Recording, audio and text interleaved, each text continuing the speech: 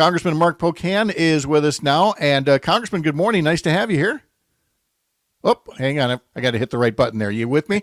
Yes, I am. Hey, thanks Okay. so much for having me. Hey, no worries. Nice to hear from you as well. Hey, let me start with we were just talking to State Representative Jody Emerson, and if I'm not mistaken, you and the representative and Secretary of State Sarah Godlewski and Assembly candidate Christian Phelps were all in the Chippewa Valley together last week to talk a bit about Project 2025 from the Republicans and the potential impact on Wisconsin. So how did that go? Yeah, and Jeff Smith also Oh, joined. Jeff Smith. Good. Okay. Yeah. So, Project 2025 is something that people really need to know about because there's so much that will affect they and their families' lives from, the extreme positions on reproductive freedom and literally monitoring the pregnancy of every woman in the country. They want the CDC to take a role in doing that. Talk about Big Brother to going after the middle class by reducing overtime pay, by getting rid of the Affordable Care Act. And don't forget, that means pre-existing conditions. You can get health insurance if you have cancer or if you have heart disease, or for that matter, if you're a woman, because they consider a pregnancy a pre-existing condition, to raising taxes on couples who make less than 120,000. That's all in Project 2025. The real attacks on Medicare and indirectly Social Security are really dangerous. And we just want people to know that, plus so much more for veterans, for students, for just about everyone is negatively affected because this is a special interest dream. It's a dystopian view of what the country looks like. And Donald Trump and 140, by the way, 140 of his staff, former staff, cabinet secretaries, ambassadors, campaign staff have written this thing. So as Donald Trump tries to claim he has nothing to do with it, the reason he's saying that is because there's 4% approval, Pat, for Project 2025 and 57% disapproval, a net negative 53%. The more people get to know about it, the more they really don't like it. And that's the roadmap for Donald Trump and the Republicans should they win. And look, it would be one thing if it were just, hey, we want to, trim the budget on some of these areas, but the acts that they would take to some of these things that seem so basic, like disaster relief, like the National Weather Service. I mean, there's nobody asking for that to happen. So you already come from a place of we want to slash these things. But now, even in the here and now, as Hurricane Helene cleanup gets started in earnest and Hurricane Milton bears down on Florida, you still have colleagues like Derek Van Orden and Ron Johnson, if I'm not mistaken, voting no recently to helping make sure FEMA has the resources they need. Yeah, that's the worst part. In fact, and sometimes it's members who are in hurricane zones that are voting this way. And, this is what we do as a government. We collectively take care of each other. We might have tornadoes up in the Wisconsin area, like we had in my district years ago in Barneveld.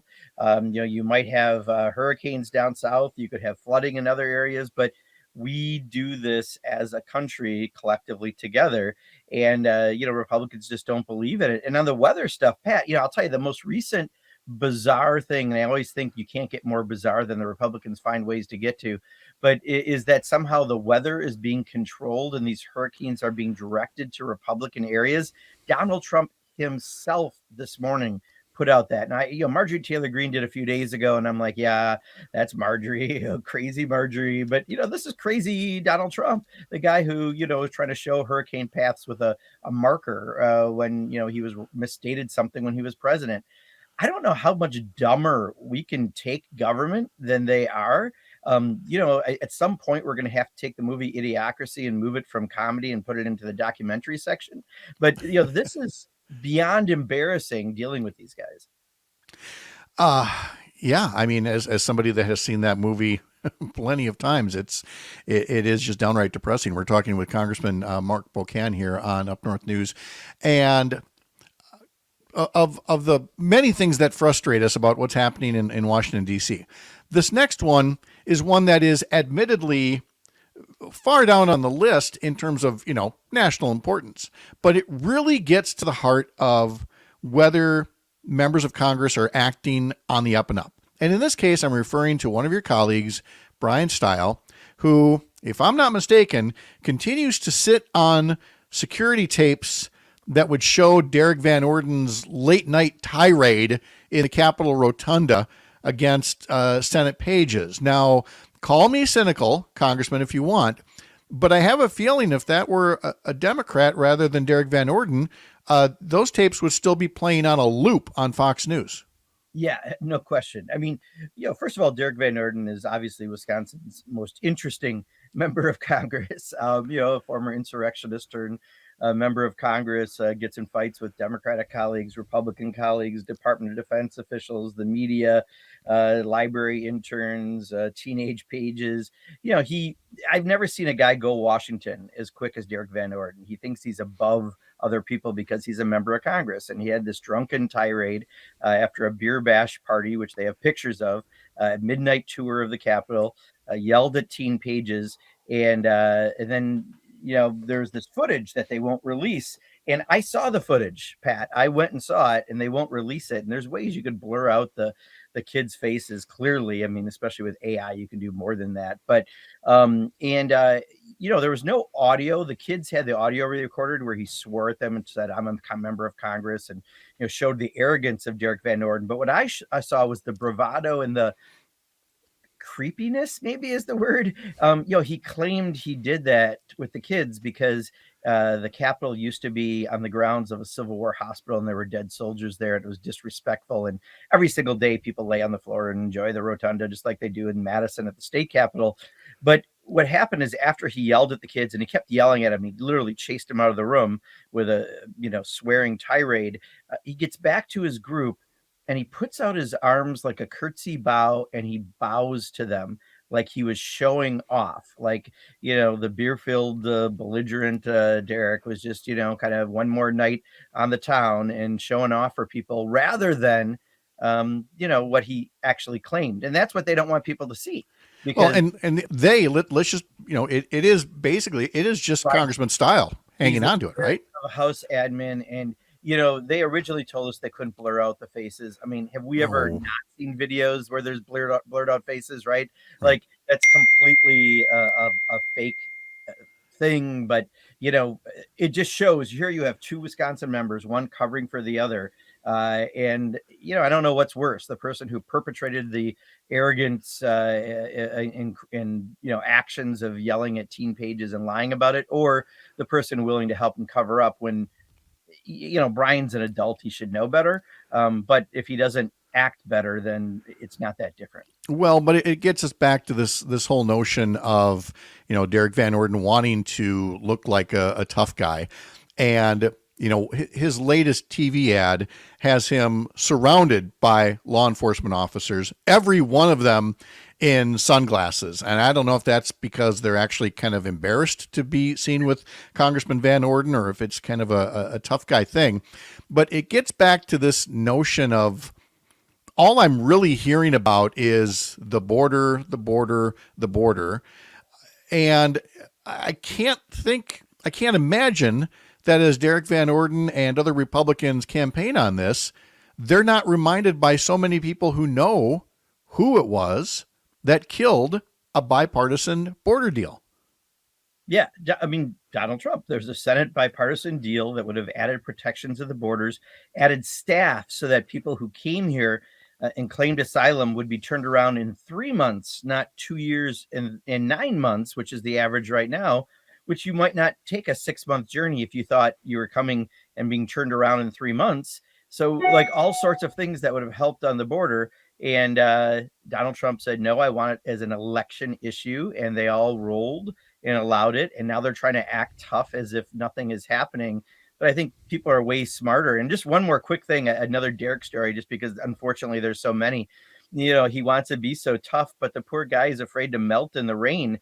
His motorcycle was outside the Capitol a week ago Monday. We had rain. And at the end of the day, when the rain broke, one of his staff or one of his interns was out there with paper towels wiping off his motorcycle. Come on.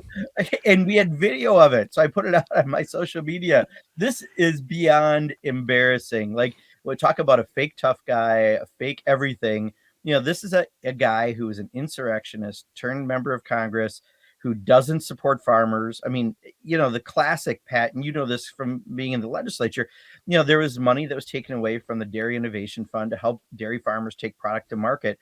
And he and Brian Stile actually did an amendment together. It looks like Brian's always trying to have his back. And it was restoring 40% of the 25 million. Why wouldn't you fight 100% for dairy farmers in Wisconsin? Instead, come back and say you have their back 40% of the time. And he still couldn't get it done because the Republicans can't get anything done. But that's just how sad, unfortunately, the Wisconsin delegation has gotten to. Yeah, I'm not hearing calls, for example, to come back into session to help FEMA as this next hurricane comes, or anything that is in what I'd call the service area. Got time for something on kind of the more proactive side here. Because the outgoing chair of the Federal Trade Commission, is it Lena Khan, has been very outspoken about basically antitrust issues and price gouging and mergers and acquisitions, getting better oversight. And it really seems to dovetail with what we've seen from the Biden-Harris administration these past 4 years, is that finally somebody's looking at 40 years of Reaganism and saying, maybe we need, better oversight in order for capitalism to work. And I wanted to know your impressions of that. Yeah. Well, first of all, I don't know if I would say outgoing chair, right? Because, okay. Yeah, she's the chair, and hopefully she'll be kept on by President Harris. Because I see. Okay, good. I think she's doing an amazing job. I mean, we have oversight, my subcommittee on appropriations for the FTC, and we've had her before us a number of times. And just this last time, she's the one who in May, they went after the oil company executive he was selling to Exxon, and they found hundreds of messages from this guy trying to conspire with OPEC, a foreign entity, about price fixing and supply fixing so that we would pay more for gas in the United States. And, the limited tools she had, she was able to at least make sure he didn't get on the Exxon board for 5 years and a couple other things. But, I would have preferred if the guy was in orange, not like Donald Trump orange, but like, orange, like in prison orange, for what they did to the American people. And what we were talking about recently, she came through Madison, was on groceries. Right now, a quarter of every dollar that goes to groceries by Americans goes to Walmart. And there's only 4 companies that control 65 to 70% of all the food. Well, there's a reason why we're still paying too much for food, is because you've got limited competition. And, recently Target and another company just completely brought the cost down on everything just out of the blue. It just shows that they're artificially keeping costs up. So whether it be what we're paying at the pumps for gas, what we're paying for food, these are all things that she's making the power of government work to not have monopolies, so that we can have more competition, which should be a free market concept, which supposedly what Republicans are for, but they're more for the few companies rather than all of them.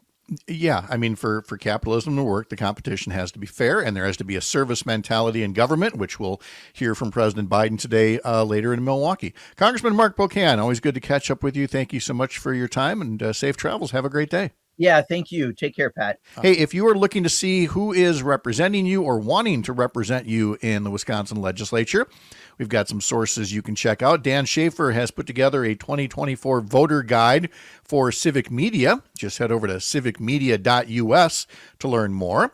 And for stories about things like how to register to vote, how to vote absentee, and more, you can check out the Up North News voting guide. Just head over to our homepage, upnorthnewswi.com.